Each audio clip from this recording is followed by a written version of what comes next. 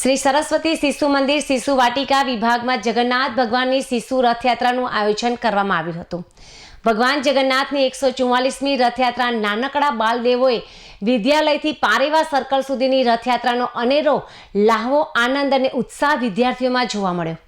આ રથયાત્રામાં અરુણ અને ઉદય નાનકડા બાલદેવો રથયાત્રામાં સહભાગી બની ખૂબ આનંદ અને ઉત્સાહ સાથે વિદ્યાર્થીઓ અને આચાર્ય જય રણછોડ માખણચોર જય નાદથી સમગ્ર વાતાવરણ ગુંજી ઉઠ્યું હતું।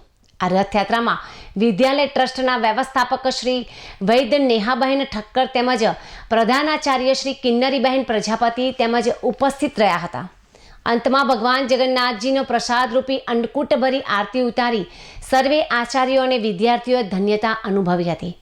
આશરે 200 વિદ્યાર્થીઓ આ રથયાત્રામાં સહભાગી બન્યા હતા।